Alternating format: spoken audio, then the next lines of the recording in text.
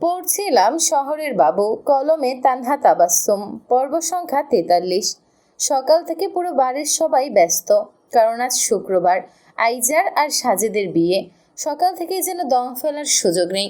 বড়রা সবাই হাতে হাতে কাজ করছে, কেউ রান্নাঘরে, কেউ সাজসজ্জায়, আবার কেউ অতিথিদের দেখাশোনায় ব্যস্ত। ছোটরা আনন্দ করছে, দৌড়াদৌড়ি আর হাসি ঠাট্টায় ভরে উঠেছে চারপাশ। সব মেয়েরাই একসাথে একটা উৎসবময় পরিবেশে পুরো বাড়িটা যেন প্রাণ ফিরে পেয়েছে। সকাল থেকে আহিল রিমিশাকে একবারও দেখেনি, কারণ রিমিশা তখন বুকের উপর শুয়েছিল। সেই ঘটনা মনে পড়তেই লজ্জায় আহিলের সামনে পড়তে চায়নি, তাই সে গা ঢাকা দিয়ে পড়ে আছে। কিছুতেই আহিলের সামনাসামনি হওয়া যাবে না, এই একটাই চিন্তা তার মাথায় ঘুরপাক খাচ্ছে। তাই সে গা ঢাকা দিয়ে পড়েছে, কিছুতেই আহিলের সামনাসামনি হবে না সে। অন্যদিকে আহিল মনে মনেই বলে, এই বেয়াদবটাকে পেলে একটা থাপ্পড় মেরে সব কয়টা দাঁত ফেলে দিতাম। এসব কি বালছাল লাগায় ছুটে। আইজা পার্লারে যাবে, তাই হালকা পাতলা একটু রেডি হওয়ার জন্য একটার পর একটা রুমে ঢোকে, কিন্তু কোনো রুমই ফাঁকা নেই। শেষে এসে দেখে রিমিশা একটা রুমে একা বসে আছে। সুযোগটা হাতছাড়া না করে সে সেই রুমে ঢুকে পড়ে। রিমিশাকে একা দেখে তার মাথায় হঠাৎ করেই কিছু বুদ্ধি খেলে যায়। আরে রিমিশা, কি করছো একা একা? কিছু না আপু, এমনিই বসেছিলাম, তাই আমাদের কক্সবাজারের ছবিগুলো দেখছিলাম। দেখি তো তোমাদের ছবি কেমন এসেছে, আমি তো এখনো দেখিনি। রিমিশা ফোনটা আইজার দিকে বাড়িয়ে দেয়। আইজা একে একে সবগুলো ছবি দেখে।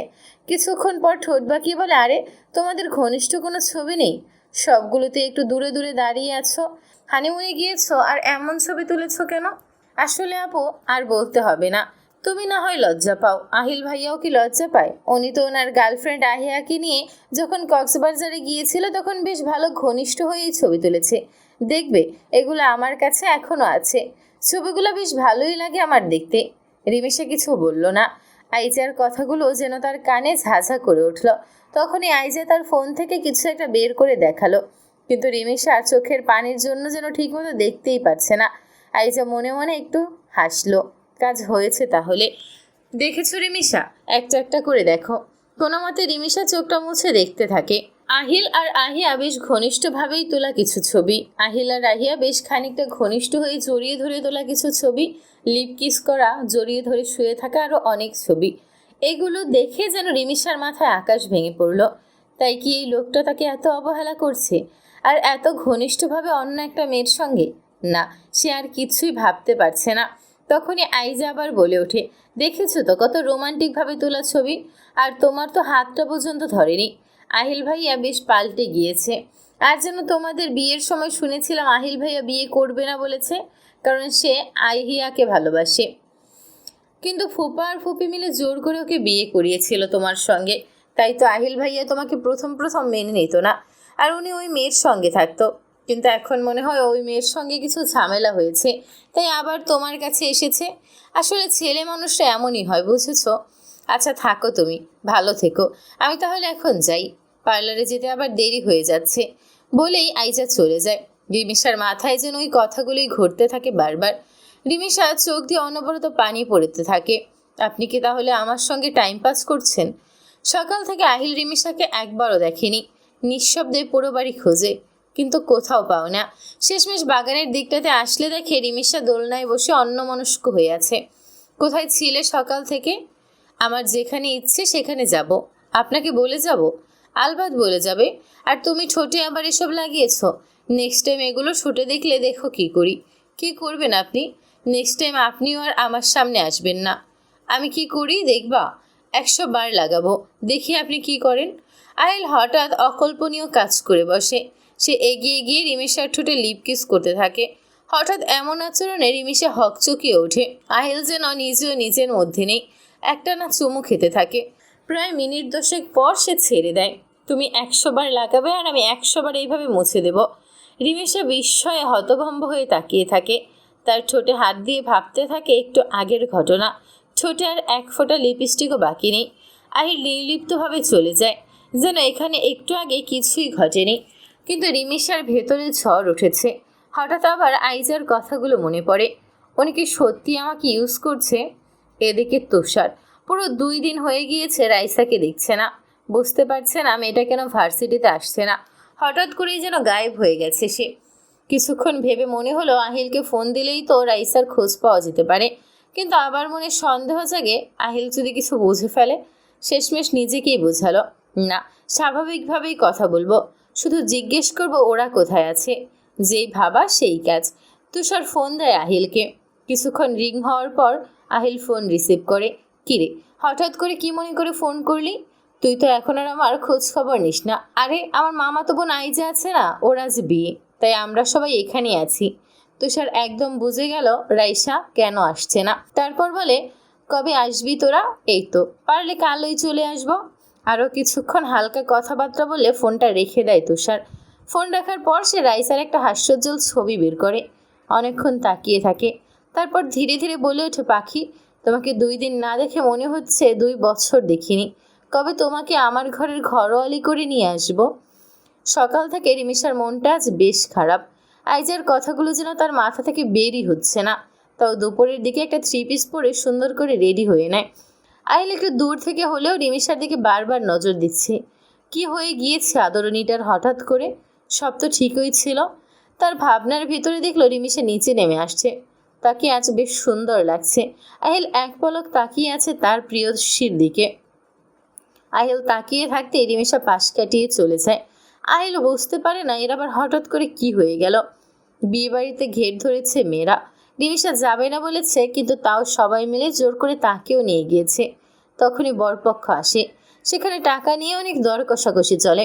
এক পর্যায়ে ছেলের এক বন্ধু রিমিশার উদ্দেশ্যে বলে, বিয়ান, আপনি যেটা বলবেন সেটাই হবে। কারণ ছেলেটা দেখেছে প্রথম থেকে রিমিশা চুপচাপ একপাশে দাঁড়িয়ে আছে। বিয়ান যত টাকা চাইবে ততটাই দেওয়া হবে। পাশ থেকে সবাই বলে ওঠে, হ্যাঁ, বিয়ানের কথা মতো আজ টাকা দেব আমরা। আহিল এতক্ষণ বাড়ির ভেতরেই ছিল। সে মূলত রিমিশাকেই খুঁজছিল যাতে এসব গোলাগুলিতে না আসে। কিন্তু এখানে এসে এই কথাগুলো শুনে তার মাথায় যেন আগুন ধরে উঠল। আহিল সামনে এসে দাঁড়াতেই চারপাশটা হঠাৎ স্তব্ধ হয়ে গেল। তার চোখ দুটো রাগে লাল, চোয়াল শক্ত। বজ্রকণ্ঠে বলে উঠল, এখানে কি কোনো বাজার বসেছে যে দর কষাকষি করছো? তার কথা শুনে সবাই থমকে গেল। কেউ আর একটা শব্দ করার সাহস পেল না। আহিল এবার একটু এগিয়ে গিয়ে ছেলেটির দিকে তাকিয়ে কড়া গলায় বলল, আর একটা কথা, ও কোনো বেয়ান না, শি ইজ মাই ওয়াইফ। ওকে নিয়ে এভাবে কথা বলার অধিকার কারও নেই। তারপর রিমিশার হাতটা ধরে সেখান থেকে নিয়ে বাড়ির ভেতর চলে আসে। এসে আগের দিনের মতো দরজা বন্ধ করে দেয়। তখনই রিমিশা ঝাঁঝালো কণ্ঠ বলে ওঠে, আপনার সমস্যা কোথায়? আমাকে সবসময় এভাবে আটকে রাখেন কেন? কারণ তুমি আমার সম্পদ। ওইটার দিকে আমি কারো চোখও পড়তে দেব না। আর যদি চোখ দেয় তাহলে কি করবেন? তার চোখটাই উপড়ে ফেলব। দীর্ঘ 1 ঘন্টা ধরে রিমিশা চেষ্টা করছে দরজা খোলার জন্য। তারপর রাগী চোখে আহিলের দিকে তাকিয়ে বলে, আপনার সমস্যা কোথায়? আমাকে এভাবে আটকে রেখেছেন কেন? আমি আপনার কি ক্ষতি করেছি?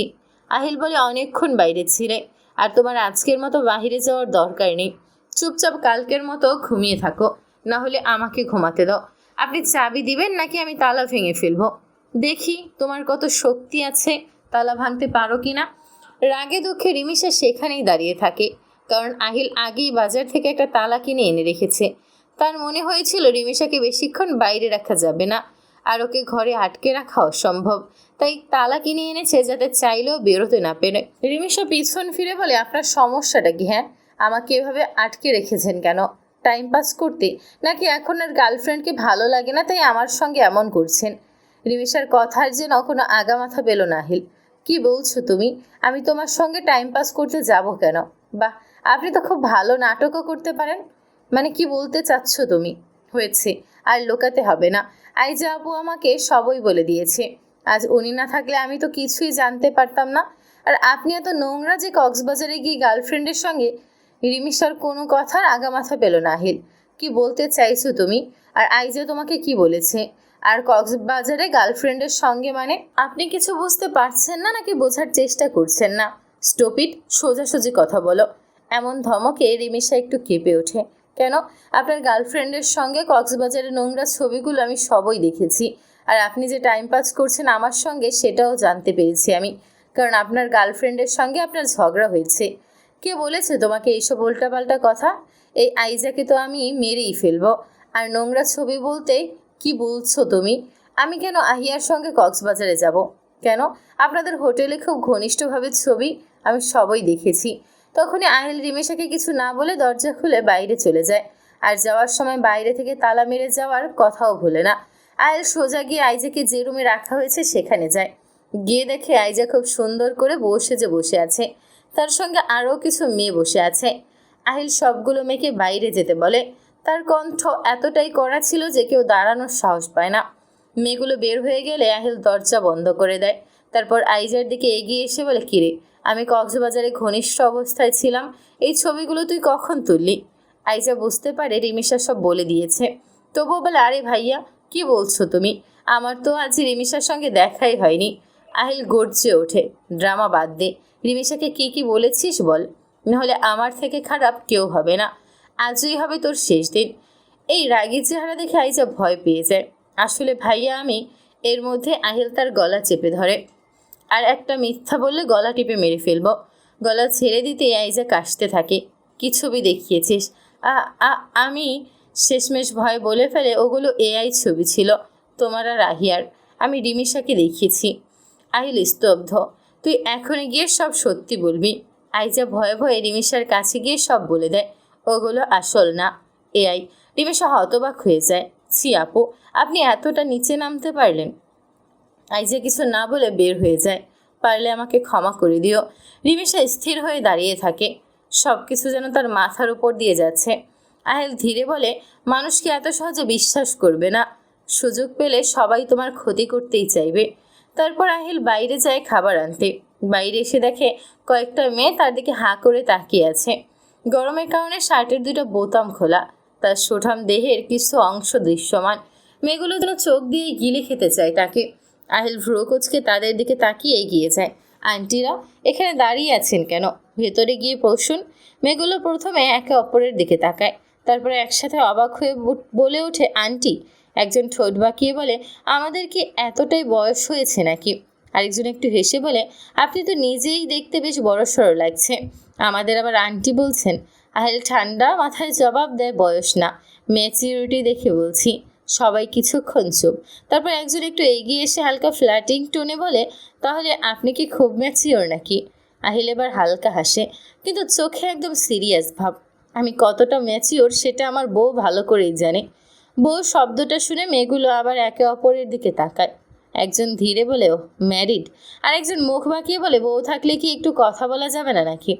আহিল এবার একদম কাছে এসে নিচু গলায় বলে, কথা বলতে সমস্যা নেই, কিন্তু চোখের ভাষাটা একটু কন্ট্রোল করে রাখলে ভালো হয়। মেয়েগুলো একদম চুপ। আহিল সোজা হয়ে দাঁড়িয়ে বলে, আচ্ছা যাই, আমার বউয়ের জন্য খাবার নিতে হবে। অপেক্ষা করে বসে আছে। এবার তার কণ্ঠে হালকা কোমলতা। সে চলে যেতেই মেয়েগুলো ফিস করে, রাগী কিন্তু কেয়ারিংও। আর বউয়ের কথা বলার স্টাইলটা, উফ। আহিল কিছুক্ষণ পর খাবার নিয়ে রুমে ঢোকে। রিমিশা তখনও চুপচাপ এক কোণে বসে আছে, চোখ দুটো লাল। আহিল ধীরে এসে তার সামনে প্লেটটা রেখে বলে, খেয়ে নাও। রিমিশা কোনো উত্তর দেয় না। আহিল একটু ঝুঁকে নরম গলায় বলে, না খেলে অসুস্থ হয়ে পড়বে, আর সেটা আমি একদমই দেখতে পারবো না। রিমিশা ধীরে তার দিকে তাকায়, কিছু বলতে গিয়েও থেমে যায়। আহিল এবার নিজের হাতে এক টুকরো খাবার তুলে নেয়। একটু হলেও খাও। কিছুটা দ্বিধার পর রিমিশা মুখে নেয়। অভিমানটা পুরোপুরি না গেলেও তার ভেতরে কোথাও একটা অদৃশ্য শান্তি নেমে আসে। আহিল নিঃশব্দে তাকিয়ে থাকে তার দিকে। হয়তো সম্পর্কটা এখনও জটিল, কিন্তু যত্নটা একদম সত্যি।